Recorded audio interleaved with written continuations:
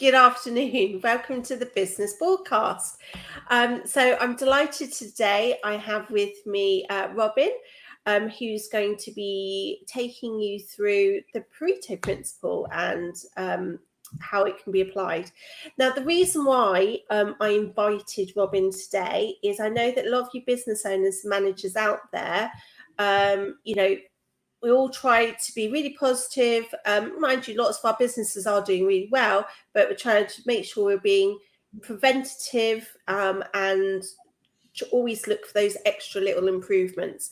And using the Pareto Principle could be one of the ways for you to do that.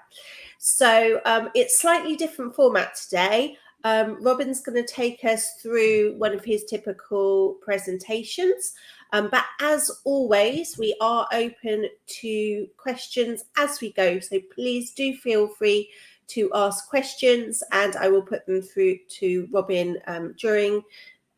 If you are watching, however, on catch up on LinkedIn or live, LinkedIn not live, or YouTube, do feel free to contact Robin via LinkedIn or myself. Anyway, without further ado, over to you, Robin. Hi, everyone.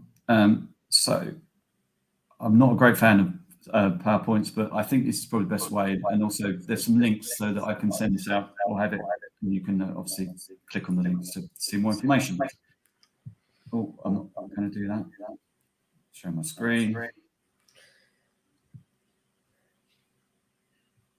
For those that you use StreamYard, we've been practicing this one. There's a couple of different ways to use it, which I hadn't realised with the PowerPoint. So learn something every day. Okay, so I really want this to be a practical session rather than me just talking. So please, if you haven't, try and grab a pen and paper, even if you're watching it not live. This is about giving you the opportunity to think about your business and how applying this could make I'm going to say significant difference, because it certainly has in my case, and also with customers that I've worked with, where I've encouraged them to think the same way. So first and foremost, I'll pass this. It's not really relevant for this medium. Clearly, the size of your company, the number of customers have an impact on how Pareto is applied.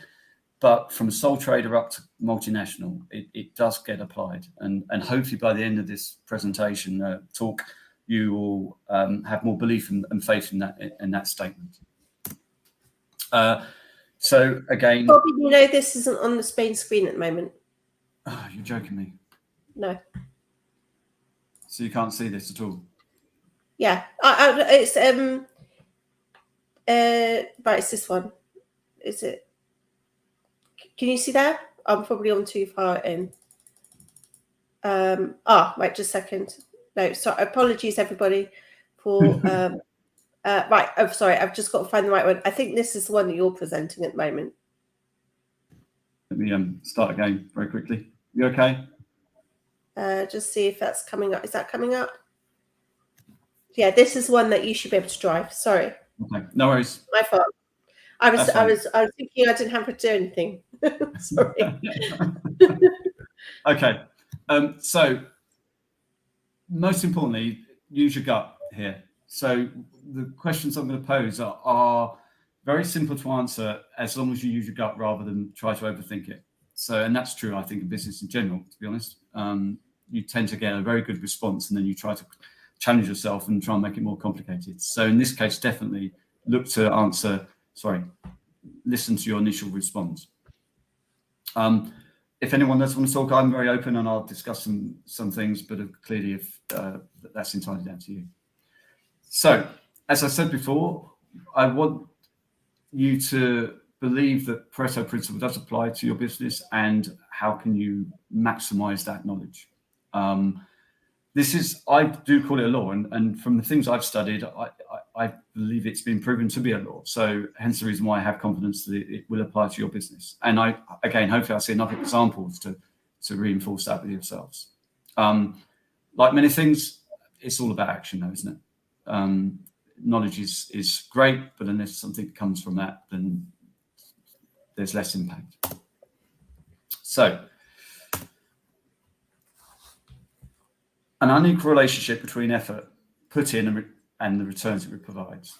And it was first proven by a lovely Italian chap that said it appeared in most finance and business. I think it applies in many other places as well, but let's keep it to these two for this chat.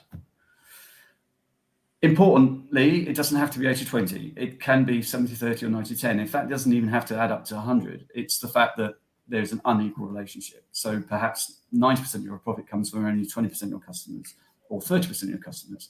The fact is you can get more out of certain decisions if you look for that unequal situation. Also, it's both ends. So there's the 90% of profits coming from a very small amount of customers, and also in return, there's the other end, what I call the bad end. So anywhere within your business, look for both the positives and the negatives in terms of how pressure gets applied. So within sales, and this I think is probably the most commonly used example of Pareto, 80% of your sales will come from 20% of your customers. So very quickly, and I'll pause for probably not for a minute, but it's important that you take the time just to have a think about that and list down what you think those top 3 customers are. Okay, top 3 customers. Ooh. Okay. Thanks, Nikki. We by the do way, test this in our we do a quarterly business update meeting, and we test everyone if they know the top 20. So okay. Again, for evidence, every single customer I've worked with for the last 30 odd years, I've asked them and they've all agreed that it's unequal. Okay. And then the bottom. So nearly every company that's got a number of, significant number of customers, probably over 5, they will know immediately what their worst customer is.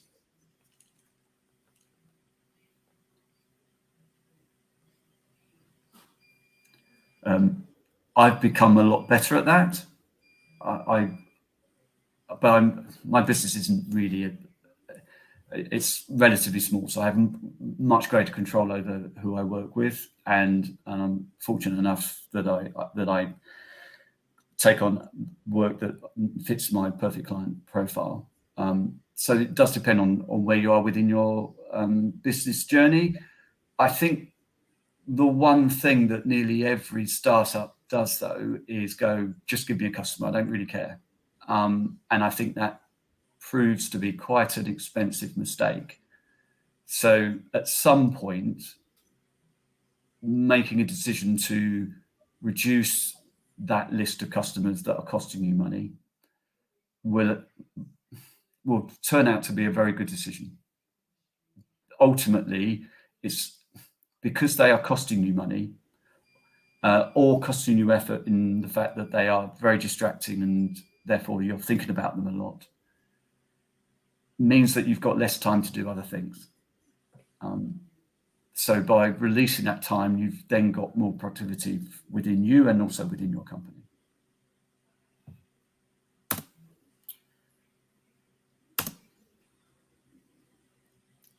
Nikki, where does most of your business come from, new sales?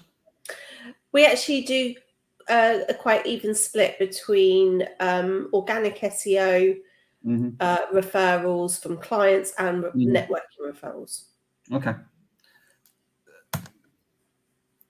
Most businesses, so new sales come from either contacts or leads, and I would include referrals in that, Nikki. I guess the point I'm trying to make here is there's a lot of potential value in your existing client base that tends to get ignored because it's all about getting a new customer. That's clearly, I am in no shape or form suggesting stopping the SEO or any other marketing activity. I just want to highlight that there is a potential opportunity that talking to existing customers and maximizing the value from them could potentially be equal to or easier than trying to find a customer that has never heard of you. Yeah. Do you want to double your business? Each client, either see if you can cross-sell into them and double it, or get a referral from them. Yeah, precisely. And therefore, I would suggest that either increase, adding additional services or ways of ensuring that you do such a good job that they increase the amount of time they spend with you or whatever. Again, this, by the way, it does. I think you probably get more value from Pareto in a service-based industry, but certainly areas of any business, including product-based, Pareto is there. But even in product-based, often you're selling to distributors or wholesalers, so rather than. No, absolutely. So it's probably not for B2C, but certainly all B2Bs. Well, one example would be, I suspect 80% of sales come from 20% of the product range, for example. Yeah. So yeah, I think again, all this is common sense, Nikki, but I think we rarely do as much in terms of doing the basics and the common sense stuff. And one of the things I learned from a book called Absolute Non-Essential Critical Non-Essentials, got it out eventually, is the fact that if you actively participate and really push the idea of referrals from your customer base, you really need very little other marketing if you do it really, really well. And one of the things I learned is if you do as part of the courtship, as the kind of onboarding, that's how you work, then they are naturally more aware of that's how you get more business. And therefore it's kind of built in within the relationship from the get-go. Okay.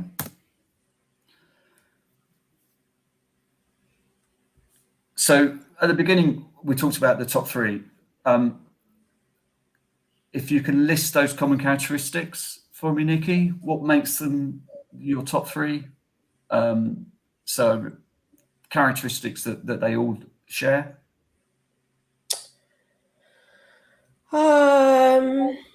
They all have get multiple services from us.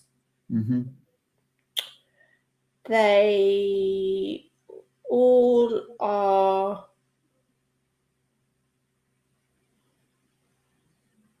substantial size. Okay, so there's a commonality between I suspect it's not industry based, but I suspect there's a no. I'm just looking at they're very, very, very different industries. Yeah. Very different industries. But all three of those don't have in-house accountants who heavily rely upon us. Yeah. So you do kind of the management accounting as well as the kind of the book standard boring compliance stuff. Okay. I also, and I didn't do a good enough job in the slide. So there's bullet points in terms of type of company, size, number of employees, turnover, number of services that they want from you.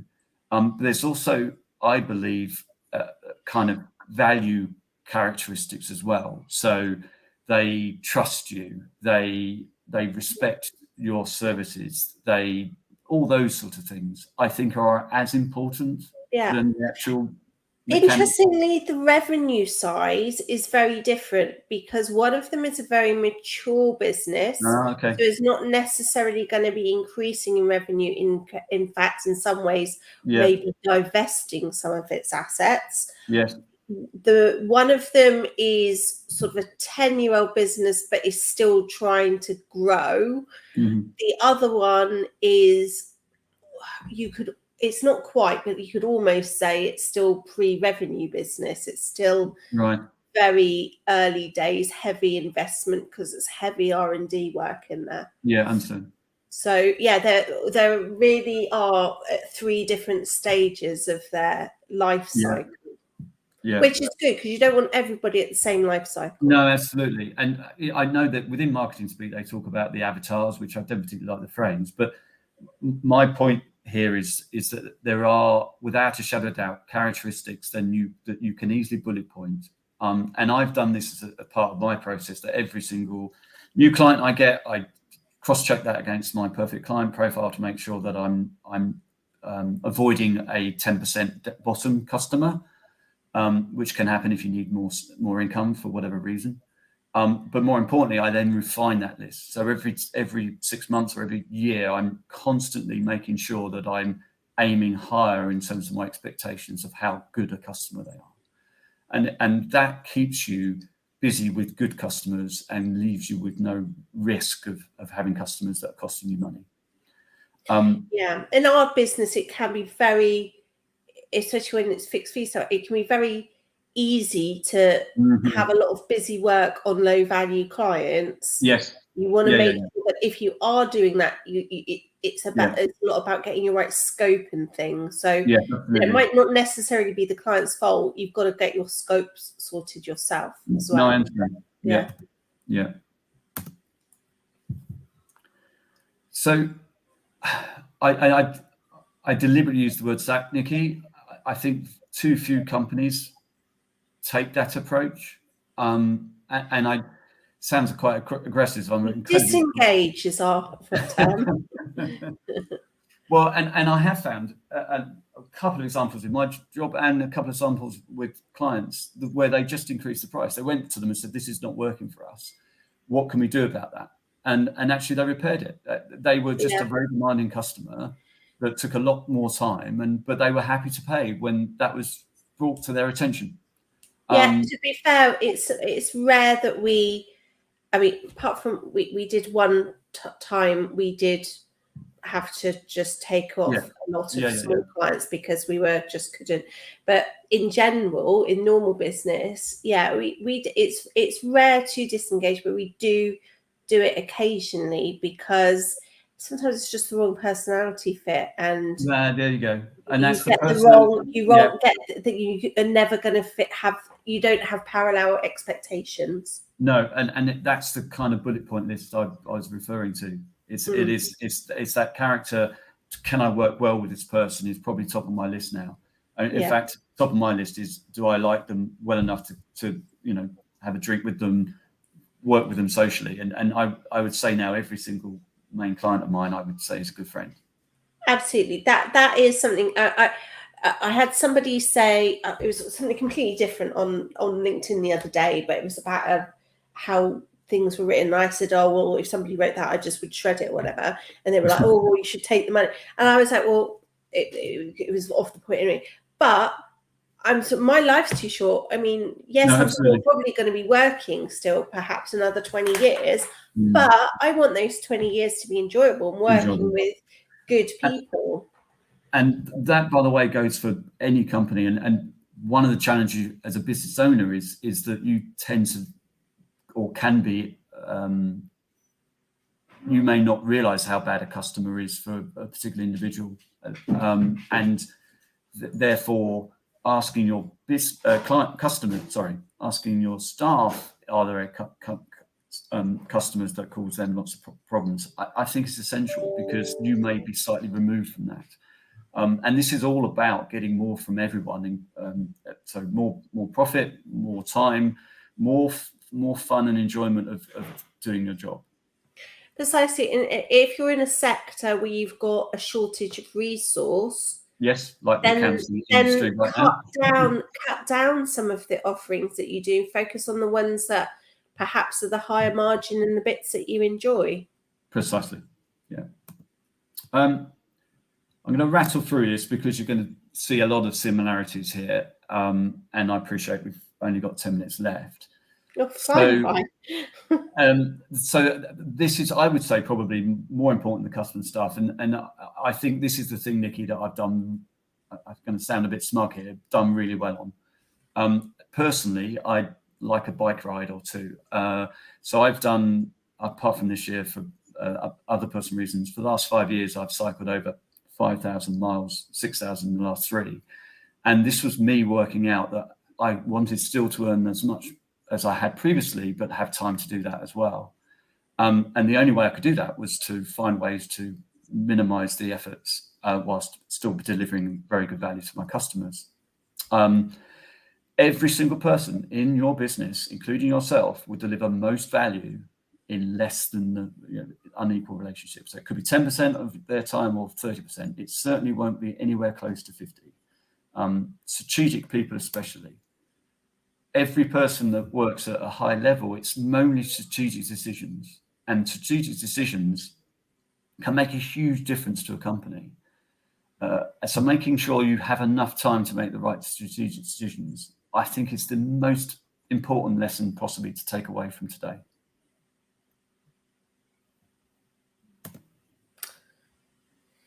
Yes, I hope you can. Everyone in the business nowadays, but especially the top people within the business, will always have too big a to-do list.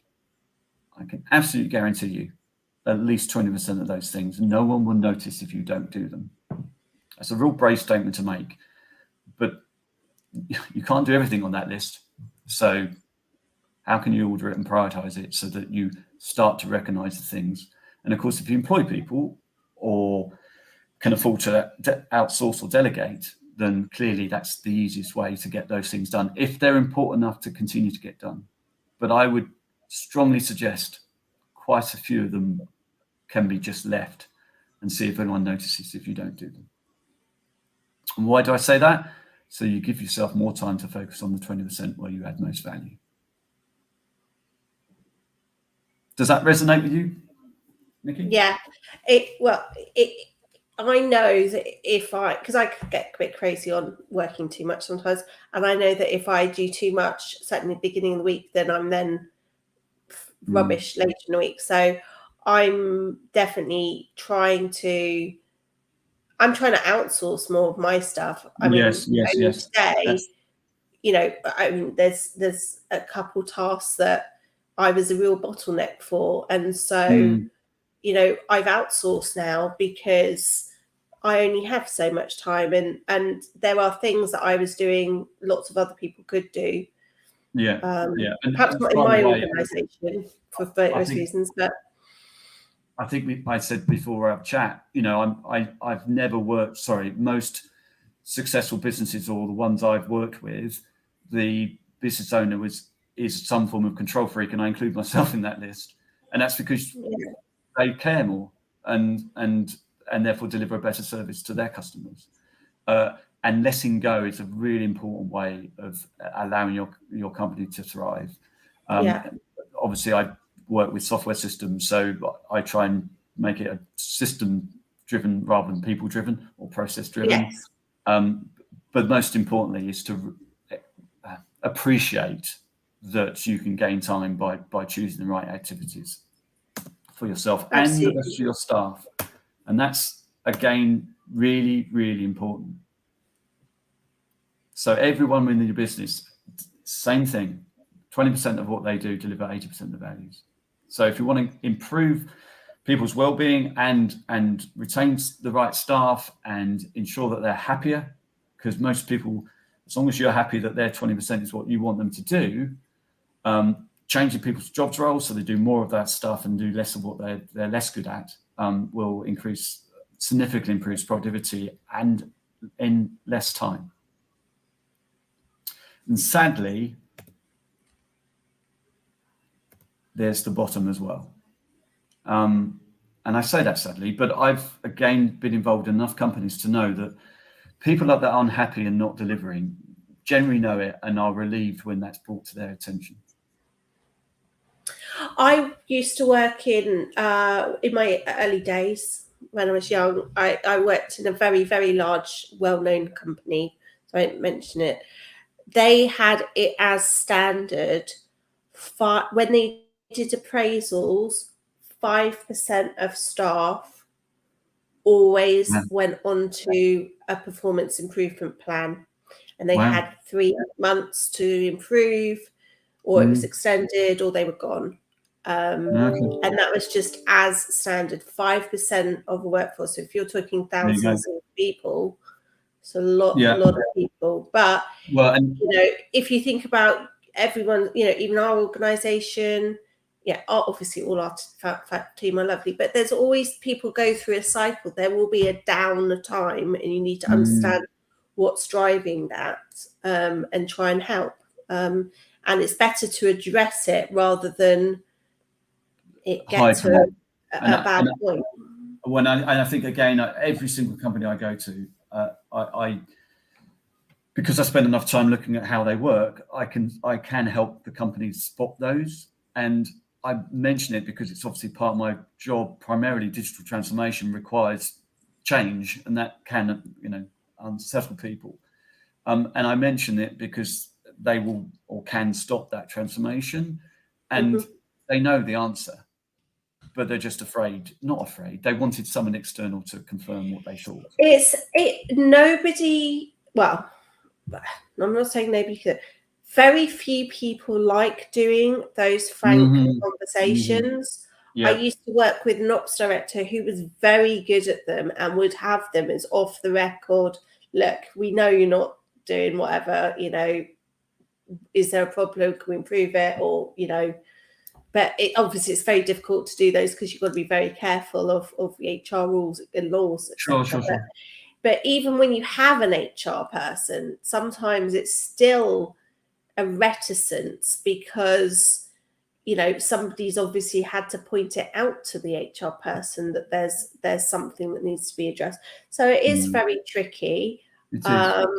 One thing that we've noticed recently is we're very flexible on a lot of things, but is sometimes you have to have stricter parameters, and that actually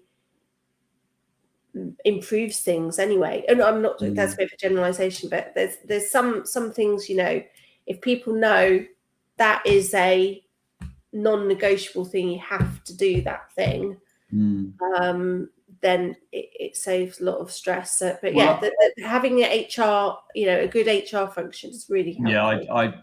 I recommend every small company, regardless how small, they have external HR, because it's difficult to be a boss in a small company and also then be the HR person. That's very hard to do. But it is important. And this is about getting companies into flow. And one person, one disruptor can make a big difference. And I must stress, it's about them being in the wrong job, not them being a horrible person or a bad person or bad employee. In the main, they're just in the wrong job. And I think every person should do a job that they love. Yeah. So in my view, it's about helping them as much as thrive. Yes, precisely. Now, Nikki, it's 1:00. Are you okay to continue? I know. Yeah, a couple of minutes because we were a minute or two late coming on anyway. Okay, cool. Well, and this is something, and I did some research on this. I'd heard it, but I couldn't remember it. So this is another law called Price's Law. This is even scarier. So this study proved that actually the square root of your employees is those 50% of the productivity.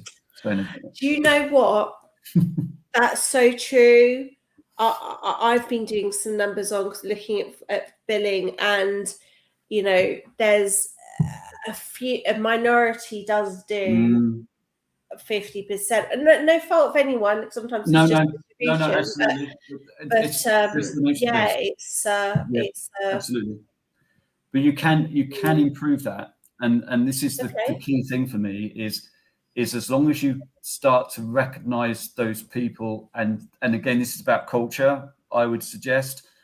The best thing that I got taught by a lovely chap called Philip Delisle was the importance of employing people based on shared values rather than skill set. And that transforms how you employ people. Yeah. And you're more likely, therefore, to spread that 50% around more people. And again, deliver far more productivity in less time and effort. Your dog agrees. Yeah, both of them. Yeah, no, absolutely. It's okay. Cool. So finally, it's really hard. As mentioned, everyone's too busy.